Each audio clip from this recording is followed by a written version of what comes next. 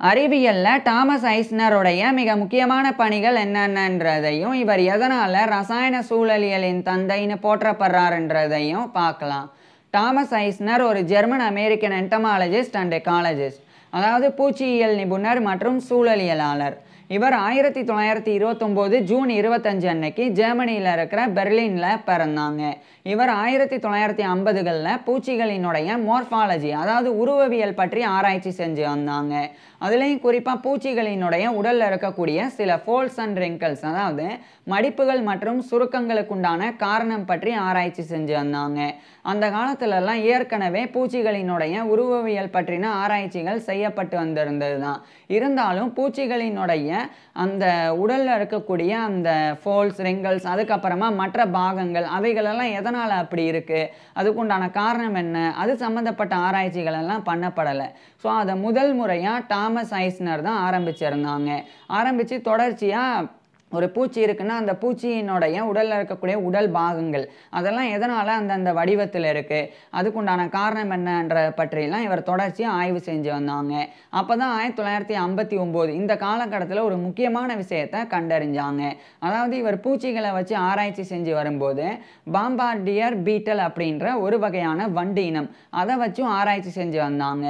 அப்போ அதனுடைய ஒரு யூனிக்கான பிஹேவியரை அவர் வந்து பார்த்தாங்க. அதாவது அந்த பாம்பார்டியர் பீட்டல் அப்படின்ற வண்டானது தன்னை ஏதாவது ஒரு உயிரினம் தாக்க வருது அப்படின்னா அப்போ அதனுடைய வயிற்று பகுதியிலிருந்து ஒரு கெமிக்கலை வந்து வெளியிடுது. அது வந்து நாக்சியஸான லிக்யூட், அதாவது நாக்சியஸான லிக்யூட் அப்படின்னா விஷத்தன்மை வாய்ந்த திரவம். அந்த திரவத்தை வெளியிட்ட உடனே அது ரொம்ப பாயிலிங்காக, அதாவது ரொம்ப அது வந்து வெப்பமாக இருக்கும். ஸோ அது வந்து வெளியிடப்பட்ட உடனே அதை வேட்டையாட வந்த உயிரினம் அப்படியே வேட்டையாடாமல் போயிடும். ஏன்னா அந்த ஒரு கெமிக்கலானது ரொம்ப வெப்பமாகவும் இருக்கும், விஷத்தன்மை வாய்ந்ததாக இருக்கும். அது மட்டும் இல்லாமல் அதனுடைய ஸ்மெல்லும் கூட ரொம்ப மோசமாக இருக்கும். அதனாலேயே அதை வேட்டையாடாமல் போயிடும். ஸோ இந்த ஒரு விஷயத்தை அந்த பாம்பார்டியர் பீட்டலில் இவர் வந்து கவனிக்கிறாங்க. கவனித்ததுக்கப்புறமா இதை பற்றி இவர் வந்து கூடுதலாக ஆராய்ச்சி செய்ய தொடங்கியிருந்தாங்க. அதாவது அந்த பீட்டல், அந்த வண்டு இனம் வந்து எப்படி அதை வந்து உற்பத்தி செய்யுது, அந்த கெமிக்கலை அதை எப்படி வெளியே அனுப்புது, அதை பற்றி ஆராய்ச்சி செஞ்சாங்க. அப்போ ஒரு முக்கியமான விஷயத்தை கண்டறிஞ்சாங்க. அந்த பாம்பார்டியர் பீட்டல் அதனுடைய வயிற்றுப்பகுதியில் அச்சுறுத்தல் ஏற்படும் போது 2 கெமிக்கல் இருக்கும், அது ரெண்டுமே ஒன்றாவது அப்படின்றத கண்டறிஞ்சாங்க. ஒன்று வந்து ஹைட்ரோக்வினோன் அப்படின்றது, இன்னொன்று ஹைட்ரஜன் பெராக்சைடு. இது ரெண்டுமே அந்த பீட்டலோடைய வயிற்றுப்பகுதியில் இருக்கும். அது வந்து அச்சுறுத்தலுக்கு உள்ளாகும் போது, அதாவது அதை வேறு ஏதாவது உயிரினம் வேட்டையாட வரும்போது அந்த 2 கெமிக்கலுமே அந்த வயிற்றுப்பகுதியை கலந்து அது ஒரு பாயிலிங்கான நாக்சியஸ் லிக்யூடாக வந்து மாறிடும். அதை அப்படியே வயிற்றுப்பகுதியிலிருந்தே அந்த பீட்டலானது சூட் பண்ணும். ஸோ அந்த கெமிக்கலை வந்து பார்த்துட்டு தான் மற்ற உயிரினங்கள் அப்படியே அதை வேட்டையாடாமல் போயிடும். ஸோ அதனுடைய வேட்டையாடிகள்கிட்ட இருந்து எப்படி வந்து தப்பிக்கிறது அப்படின்ற அந்த ஒரு நுட்பத்தை அந்த பாம்பார்டியர் பீட்டலானது தெரிஞ்சு வச்சுக்கிட்டு அதை வந்து செஞ்சு வந்துட்டு இருந்தது. ஸோ கெமிக்கலை வந்து ஒரு டிஃபென்ஸாக இது வந்து பயன்படுத்தி தன்னுடைய பாதுகாப்புக்காக பயன்படுத்தி வந்துட்டு இருந்தது. இதை வந்து தாமஸ் ஐஸ்னர் கவனிக்கிறாங்க. கவனித்ததுக்கப்புறமா இதை பற்றி டீப்பாக ஆராய்ச்சி பண்ணி அதை ஒரு ஒர்க்காக எழுதி டிஃபென்ஸ் மெக்கானிசம்ஸ் ஆஃப் ஆர்த்ரோபாட்ஸ் அப்படின்ற டைட்டிலில் 1961ஆம் ஆண்டு சில சயின்டிஃபிக் ஜேர்னல்ஸில் வெளியிட ஆரம்பிக்கிறாங்க. இதனுடைய ஃபுல் டைட்டிலை நான் வந்து டிஸ்பிளே பண்ணுறேன். இது மட்டும் இல்லாமல் இது சம்மந்தப்பட்டு இன்னும் நிறைய ரிசர்ச் பேப்பர்ஸை இவர் வந்து வெளியிட்டு வந்தாங்க. அதாவது இந்த பாம்பார்டியர் பீட்டல் மட்டும் இல்லாமல் இன்னும் சில உயிரினங்கள் கூட தன்னைத்தானே பாதுகாத்துக்கிறதுக்கு இந்த மாதிரியான நடவடிக்கைகளை மேற்கொள்ளும். அதெல்லாம் தான் இவர் வந்து கண்டறிஞ்சிருந்தாங்க. அதுக்கப்புறமா கூடுதலாக இவர் வந்து இன்னொரு உயிரினம், அது வந்து இந்த காக்சீனியல் ஸ்கேல் இன்செக்ட் அப்படின்ற ஒரு பூச்சி, அதை பற்றி இவர் வந்து ஆராய்ச்சி செய்ய தொடங்கியிருந்தாங்க. இந்த காக்சீனியல் ஸ்கேல் இன்செக்ட் அப்படின்றது பல நூற்றாண்டுகளாக மனிதர்கள் வந்து சிவப்பு நிறத்துக்காக பயன்படுத்தி வந்தாங்க. அதாவது இந்த காக்சீனியல் ஸ்கேல் இன்செக்ட் வந்து ரெட் பிக்மெண்ட், அதாவது சிவப்பு நிறமியை வந்து வெளியிடும். அப்படி வெளியிடக்கூடிய அந்த நிறமி, அந்த பிக்மெண்ட்டை வச்சு தான் அந்த சிவப்பு நிறத்தை மனிதர்கள் அந்த காலத்தில் பயன்படுத்தி வந்தாங்க. குறிப்பாக சொல்லப்போனால் ஆஸ்டெக் டைம்ஸில் ஆஸ்டெக்லாம் இதை யூஸ் பண்ணாங்க. அதாவது மெக்சிகோவில் 16ஆம் நூற்றாண்டுக்கு முன்னாடி வாழ்ந்த பழங்குடியினர் வந்து ஆஸ்டெக் அப்படின்னு அழைக்கப்படுவாங்க. ஸோ அவங்கெல்லாம் கூட இந்த காக்சினியல் பூச்சியை பயன்படுத்தி அதனுடைய ரெட் பிக்மெண்ட்டை வச்சு சிவப்பு நிறத்தை வந்து உருவாக்கியிருந்தாங்க. ஸோ அந்த காக்சினியல் இன்செக்ட் எப்படி வந்து அந்த ரெட் பிக்மெண்ட்டை வெளியிடுது, அதுக்குண்டான காரணம் என்ன அப்படின்றத பற்றி இவர் ஆராய்ச்சி செஞ்சு வந்தாங்க. அந்த ஆராய்ச்சி ரொம்ப தீவிரமாக இருந்தது. அந்த ஆராய்ச்சியின் முடிவில் இவர் ஒரு விஷயத்தை கண்டறிஞ்சாங்க. இந்த காக்சினியல் ஸ்கேல் இன்செக்ட் அப்படின்றது சும்மாலாம் அந்த ரெட் பிக்மெண்ட்டை வந்து வெளியிடலை. அதுவும் தன்னைத்தானே பாதுகாத்துக்கிறது தான் அதை வெளியிடுது அப்படின்றத இவர் கண்டறிஞ்சாங்க. அதாவது இந்த சிவப்பு நிறமியானது விஷத்தன்மை வாய்ந்ததாகவும் அதனுடைய நறுமணமே விஷத்தை காக்கக்கூடிய அளவில் இருந்தது.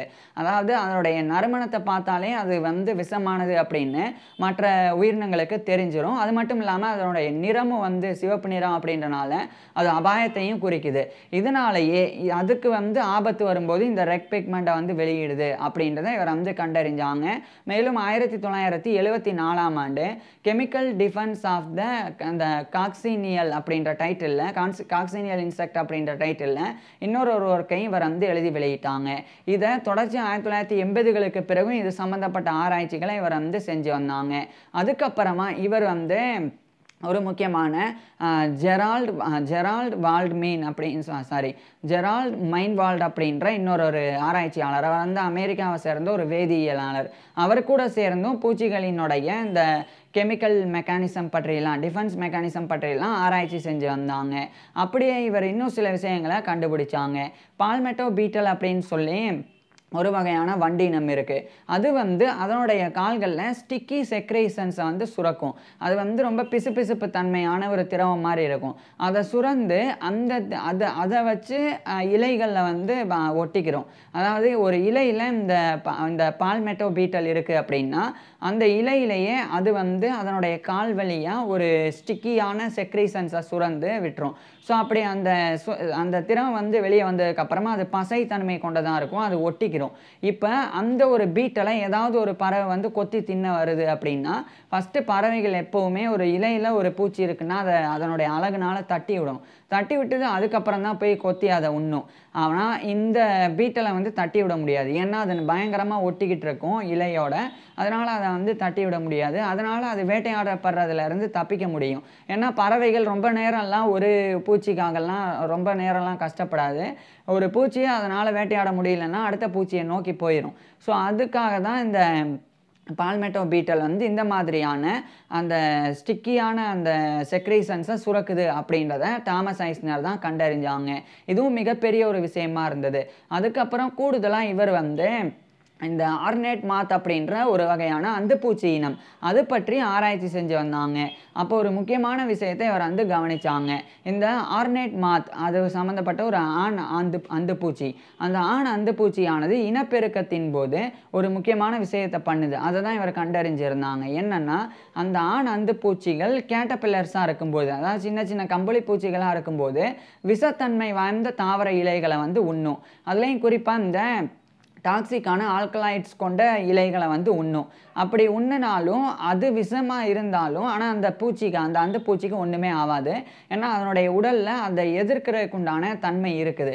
அதனால் அதை வந்து அது சாப்பிடும். சாப்பிட்டுட்டு அது வளர்ந்த பிறகு இனப்பெருக்கம் பண்ணும்போது அதனுடைய உயிரணுக்களோடு சேர்த்து அந்த இலையிலிருந்து, அதாவது அந்த அந்துப்பூச்சி இலையை உட்கொள்ளும் போது அந்த இலையிலிருந்த டாக்ஸிக்கான ஆல்கலாய்ட்ஸ் அந்த விஷம் அதையும் வந்து அந்த உயிரணுக்களோடு சேர்த்து பெண்களினுடைய உறுப்புக்குள்ளே வந்து செலுத்திடும். அது வந்து குறிப்பாக சொல்லப்போனால் ஸ்பெர்மாட்டோஃபோர் அப்படின்னு சொல்லி ஒன்று இருக்குது. இது வந்து விந்து பை அப்படின்னு அழைக்கப்படும். அதை தான் வந்து ஆண் அந்துப்பூச்சி வந்து பெண் அந்துப்பூச்சியினுடைய உடலில் செலுத்தும். அப்போ அந்த ஸ்பெர்மாட்டோஃபோருக்குள்ளேயே வந்து உயிரணுக்களும் இருக்கும், அதாவது விந்தணுவும் இருக்கும், அதே சமயம் இந்த விஷமும் இருக்கும். ஸோ இதை செலுத்தினதுக்கப்புறமா அதுக்கப்புறம் அந்த பெண் அந்துப்பூச்சி முட்டையிடும், அந்த லார்வா. அதை முட்டையிட்ட உடனே அந்த முட்டைக்கு மேலே அந்த விஷத்தை வந்து அதை வந்து தேய்ச்சிரும். ஸோ தேய்ச்சதுக்கப்புறம் அந்த விஷம் இருக்கிறனாலேயே மற்ற வண்டுகளோ அல்லது மற்ற பூச்சிகளோ மற்ற உயிரினங்களோ வந்து அந்த முட்டையை வந்து உண்ணாது. ஏன்னா அது விஷத்தன்மை வாய்ந்தது அப்படின்னு அதுக்கு வந்து நறுமணத்தை வச்சே தெரிஞ்சிடும். அதனால் அதை உண்ணாது. ஸோ தன்னுடைய முட்டையை பாதுகாக்கிறதுக்காக ஆர்னேட் மாத்தோடைய ஆண் இனம் அது வந்து சின்ன வயசுலேருந்தே தாவரத்தில் இருக்கக்கூடிய நச்சுத்தன்மையை உண்டு இனப்பெருக்கத்தின் போது அதை பெண்களினுடைய உடலுக்குள்ளே செலுத்தும். அதுக்கப்புறம் அந்த பெண் அந்த பூச்சியானது முட்டையிடும் போது அந்த விஷத்தை முட்டையின் மீது பூசி அந்த முட்டையை பாதுகாக்கும். ஸோ இப்படி ஒரு அற்புதமான செயல் நடக்குது. ஸோ இந்த ஒரு ஸ்பெர்மாட்டோஃபோர் அப்படின்ற விந்து பையோடு சேர்த்து அந்த விஷத்தையும் கொடுக்கறது ஒரு கிஃப்ட் அப்படின்னு சொல்லியே இவர் வந்து அதை டாமஸ் ஐஸ்னர் வந்து அதை வர்ணித்தாங்க. வர்ணித்தது மட்டும் இல்லாமல் 1991 இந்த காலகட்டத்தில் அதை வந்து pheromonal advertisement of a nuptial gift by a male moth அப்படின்ற டைட்டிலில் அதை ஒரு ஒர்க்காகவே எழுதி வெளியிட்டாங்க. அது மட்டும் இல்லாமல் அன்பிளசன்டபிலிட்டி ஆஃப் தி பைரலிசிடைன் ஆல்கலைட் கண்டைனிங் மாத் அப்படின்னு சொல்லி இன்னொரு டைட்டிலில் இன்னொரு ரிசர்ச் ஒர்க்கையும் அதே 1991 வெளியிட்டாங்க. அது வந்து யூட்டதைசா ஆர்னட்டிக்ஸ் அப்படின்னு முடியும். ஸோ அந்த டைட்டில் நான் வந்து ஃபுல்லாக வந்து எழுதி காமிக்கிறேன் டிஸ்பிளேல. ஸோ இதெல்லாம் இவர் வந்து வெளியிட்டாங்க. ஸோ இப்படி இவ்வளோ விஷயங்களை இவர் வந்து கண்டறிஞ்சாங்க. அது மட்டும் இல்லாமல் 1995 இந்த காலகட்டத்துக்குள்ளே இவரும் அதே மாதிரி அந்த ஜெரால்ட் மைன்வால்ட் இவங்க 2 பேரும் இணைஞ்சு chemical ecology the chemistry of biotic interaction அப்படின்ற டைட்டிலில் ஒரு புத்தகத்தை எழுதி வெளியிட்டாங்க. ஸோ அஃபீஷியலாக கெமிக்கல் இக்காலஜி அப்படின்ற ஒரு ஃபீல்டானது உருவானது. அதுக்கு முக்கிய காரணமாக தாமஸ் ஐஸ்னரும் அந்த ஜெரால்ட் மைன்வால்டும் இருந்தாங்க. இப்போ கெமிக்கல் இக்காலஜினா என்னன்றது சொல்கிறேன். ஃபஸ்ட்டு எக்காலஜி சூழலியல் அப்படின்னு இருக்குது. சூழலியல் அப்படின்னா இப்போ ஒரு சூழல் இருக்குன்னா அந்த சூழலுக்கு ஏற்ற மாதிரி அந்த சூழலில் உயிர் வாழ்கிறதுக்கு தாவரங்கள் விலங்குகள் போன்ற உயிரினங்கள் எல்லாம் எப்படி தன்னைத்தானே அதுக்கு ஏற்ற மாதிரி மாற்றிக்குது அப்படின்றத பற்றி படிக்கிறது தான் எக்காலஜி சூழலியல் அப்படின்றது. அதே சமயம் கெமிக்கல் எக்காலஜி அப்படின்னா ரசாயன சூழலியல். அதாவது ஒரு உயிரினம் இருக்குது அப்படின்னா அந்த உயிரினம் தன்னை பாதுகாத்துக்கிறதுக்கு அந்த உயிர் வாழ்கிறதுக்கு கெமிக்கலை பயன்படுத்துது அப்படின்னா அதை பற்றி படித்தா அதாவது ஒரு உயிரினம் இருக்குது அந்த உயிரினமானது தன் வாழக்கூடிய சூழலுக்கு ஏற்ற மாதிரி தன்னை பாதுகாத்துக்கிறதுக்காக சில ரசாயனங்களை பயன்படுத்துது அப்படின்னா அப்போ அதை பற்றி படிக்கணும். அப்படி அதை பற்றி படிக்கிறது தான் ரசாயன சூழலியல் அப்படின்றது. ஸோ இப்படி ஒரு கெமிக்கல் இக்காலஜி அப்படின்ற ஃபீல்டு உருவாகிறதுக்கே இவங்க 2 பேரும் காரணமாக இருந்தாங்க. அதில் முக்கியமாக டாமஸ் ஐஸ்னர் காரணமாக இருந்தாங்க. இதனால தான் இவர் ஃபாதர் ஆஃப் கெமிக்கல் இக்காலஜி அதாவது ரசாயன சூழலியலின் தந்தை அப்படின்னு போற்றப்படுறாங்க. மேலும் இவர் பல விஷயங்கள் பண்ணாங்க. குறிப்பாக இந்த பயோடைவர்சிட்டி கன்சர்வேஷனில் அதாவது உயிர் பன்முகத்தன்மை வாய்ந்ததை பாதுகாக்கணும் அப்படின்னு இவர் வந்து கருதினாங்க. எதனாலன்னா இப்போ ஒரு சின்ன ஒரு பூச்சியிலேயே இவ்வளோ விஷயங்கள் இருக்குது அப்படின்னா அப்போ ஒவ்வொரு இந்த உலகத்தில் இருக்கக்கூடிய பூச்சிகள் அதே மாதிரி மற்ற விலங்குகள் அதுக்கப்புறம் தாவரங்கள் இதிலெல்லாம் எந்த மாதிரியான விஷயங்கள் எல்லாம் இருக்கும். இப்போ ஒரு தாவரத்தில் ஒரு கெமிக்கல் இருக்குன்னா அது எந்தெந்த நோயை குணப்படுத்தக்கூடியதாக இருக்கும். ஸோ அவ்வளோ முக்கியத்துவம் வாய்ந்தது. அப்படி இருக்கும்போது இதெல்லாம் அழிய விடக்கூடாது அப்படின்னு சொல்லி இவர் வந்து வலியுறுத்தி வந்தாங்க. இதுக்கு ஒரு உதாரணம் சொல்கிறேன். இப்போ ஒரு தாவர இனம் இருக்குது. அந்த தாவர இனம் கேன்சருக்கு எதிரான மருந்தை வந்து உருவாக்குது அப்படின்னு வச்சுக்குவோம். இப்போ அந்த தாவர இனம் அழிஞ்சு போயிடுச்சு அப்படின்னா அந்த தாவரத்துக்கு அந்த கேன்சரை தடுக்கக்கூடிய அல்லது வந்த பிறகு குணப்படுத்தக்கூடிய அந்த தன்மை இருக்குது அப்படின்றதே மனிதர்களுக்கு தெரியாமலே போயிடும். அதனால தான் இங்கே உலகத்தில் ஒரு உயிரினமோ அல்லது அதாவது ஒரு தாவரமோ பூச்சியோ விலங்கோ பறவையோ இருக்குது அப்படின்னா அதை அழிய விடாமல் பார்த்துக்கணும். அது எப்போயாவது நமக்கு நன்மை வகிக்கும் அப்படின்றது தான் தாமஸ் ஐஸ்னருடைய கருத்தாக இருந்தது. அதை நோக்கி தான் இவர் வந்து அதை பாதுகாக்கணும் அப்படின்னு சொல்லி குறிப்பாக என்டேஞ்சர் ஸ்பீசிஸ் அதாவது என்டேஞ்சர் ஸ்பீசிஸ் லெஜிஸ்லேஷன் அப்படின்னு ஒன்று கொண்டு வரப்பட்டது அமெரிக்காவில். அதுக்கெல்லாம் இவர் வந்து ரொம்ப முக்கிய காரணமாக இருந்தாங்க அழிஞ்சு போகக்கூடிய இனங்களை காப்பாற்றுறதுல.